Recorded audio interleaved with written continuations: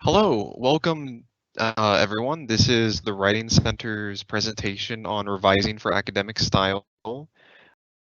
So before we go any further, I'd like to clarify just what is revision. I think for a lot of people, we see that word and we assume that it is proofreading, but that's only a small part of it.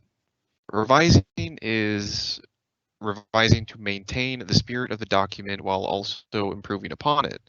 One of the things that makes this easier is a strong thesis statement, and we're going to come back to that in a little bit. Some people, I think, come in with the misconception that going over your paper and revising means that the paper is bad or that something is wrong with it, and this couldn't be farther from the truth. Revising is an expected and important part of the writing process.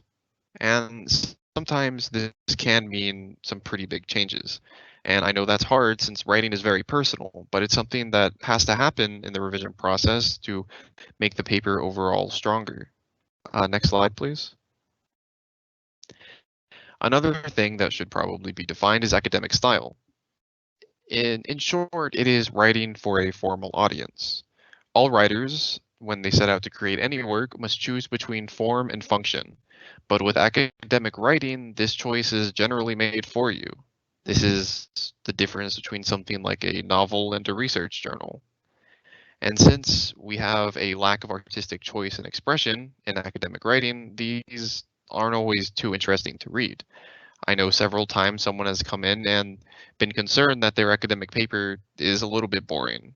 And, and that's totally okay. The purpose of an academic paper is not to entertain, but to inform. And as long as we're doing that, it's okay if it reads a little bit dry. Next slide, please. So here are some tips for general revision. This would apply to revising anything in an academic paper or otherwise. The first thing is that it's important to have a good thesis. This not only helps ground your paper to the specific claim that you want to back up, it also lets the reader know what your point is and how you plan to support it. And many times people say to do this part first, but it's okay if you do this part last if you feel your ideas aren't fully formulated yet. I know I've done this several times when I feel like I need to just get ideas on paper, and then later I'll go back and decide what I really want to talk about. Just do be aware that many times this can mean that your revision process is a little bit more intensive, as we have to go back and make sure that your body paragraphs are in line with your thesis. Additionally, we need to make sure that we're sticking to our purpose or our prompt. So we also want to keep our audience in mind with that. So if you're writing about an engineering topic in rhetoric class, don't assume that the reader will have any inherent knowledge about these engineering topics. Generally, if someone you pulled off the street doesn't know it, then you should probably explain what you're talking about. We also want to keep the paper tight, avoid tangents, and not go over the same information twice. Additionally, this is probably where we're actually going to proofread. Personally, I find reading out loud helps the most, as you can listen for things that sound off or generally just incorrect and investigate those. Now, sometimes we may not always realize why they sound weird, but we can try to fix them anyways. We can take things out, put things in, or rearrange things, and sometimes we'll locate the source of this kind of uh, weird kind of flow that it has. So if you're in doubt, just kind of mess with it a little bit. And finally, sometimes we do need to cut things from the paper. This could range from a sentence to an entire paragraph. Part of this is just respecting your reader's time. If the reader starts to get fatigued with what we're saying, that can put them in a bad mood. And a lot of times, a bad mood means a bad grade. This can be hard due to all the paper being our ideas, and in many ways, the paper is our child, but it is necessary. And sometimes that can be even more necessary due to word limits. Next slide, please. So this brings us to formatting, which is the first of our topics that are specific to academic papers. Of course, we want to stick to one formatting guide, and usually someone will tell you what format style to use. These can be things like APA, MLA, IEEE, Chicago, Turabian, and so on. A resource that I find very helpful is Purdue OWL. It's something we recommend a lot here at the Writing Center, and I know I personally have used it for at least 7 years now. So if you ever have any questions, that's a really good place to look, and we'll come back to Purdue OWL in a little bit. If you have any questions about the format that aren't answered on Purdue OWL or a quick Google search, please do not hesitate to ask your professor or your lab head. At the end of the day, they're the ones that are going to be checking off on whether things are okay or not, so they can give you definitive answers in a way that Google, Purdue OWL, or even us here at the Writing Center can't. Make sure your text is consistent as well, as text can retain formatting from an original document when you copy paste in a quote. Word, I know, gives an option after pasting. Google Docs, on the other hand, gives it when you right click. I believe the options for those two are paste as plain text and paste without formatting.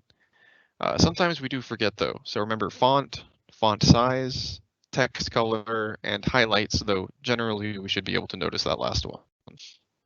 Also make sure you're keeping an eye out for the little issues like double spaces between words, spaces between punctuations, and hanging indents with citations. These are things that seem minor in the grand scheme of things, but when you come across it as a reader, it is somewhat jarring and reflects poorly on the work as a whole. Next slide, please. This brings us to word choice. Now, generally, we want our formal writing to be specific and concise. This isn't really the space for flowery language or flexing your figurative language muscles. We also want to avoid slang.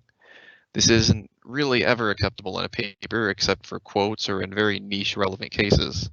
And if you're questioning whether it's appropriate, it probably isn't. Some things that slip through the cracks a lot with this are things like okay, gotta, or a lot. And some things we may not even think are technically slang are TV versus television or quote versus quotation. We also want to limit phrases that can come off as fluffy. These are phrases like in a manner of speaking or for the most part. Complication in this area is generally bad as at a certain point it becomes clear that we're just padding for count. And again, that'll kind of reflect badly on the work as a whole, and your professors can pick up on that. Prepositional phrases and which clauses can be key perpetrators of this.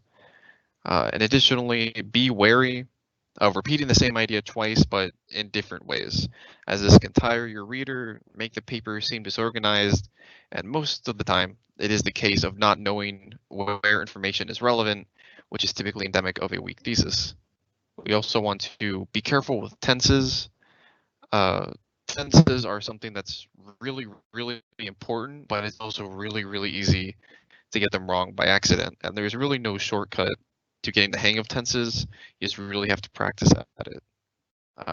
And finally, we do want to consider the connotation of the words that we are using. An example of this would be campaign and crusade. These are two words that, while they may have the same definition, they give off a different meaning. So you have to be very careful about the words that you're choosing and how they kind of shine a light on how your personal feelings may lie. Next slide, please. Finally, we come to tone. Word choice makes up part of tone, but it isn't everything. Tone is more general and is kind of a feeling you get from a paper segment. Something like an aside would establish an informal tone, and generally we would want to stay away from saying I or my, because informal is in many ways a direct communication to the reader, or at the very least it feels like it, whereas formal tone is like speaking to a collective or an audience. Now, clearly we don't want to be a formal tone, as an academic paper isn't the place for a casual, off-the-cuff style of communication. A good basis of what a formal tone would be is to imagine you're talking to a professor or a supervisor at work. We'd also want to avoid directly stating strong opinions, and in this case, lean to caution. This would be the difference between something like it could be said versus it is, or this supports the claim that versus this proves. These are things that can generally put off our reader and again, kind of bring our own opinion into the paper when maybe we don't want that.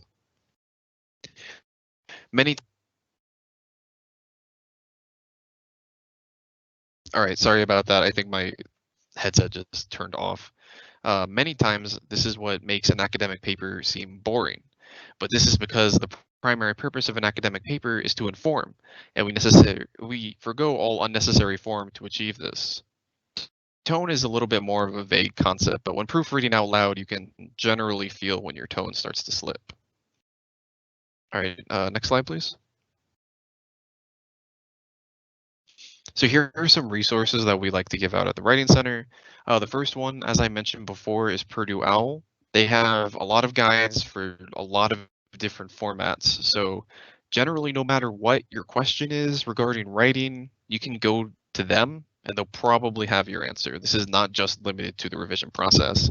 Though this link that I have here is specifically for the revision process, I would heavily encourage you just to poke around a little bit if you're ever unsure about your own writing or your own formatting. They're very helpful.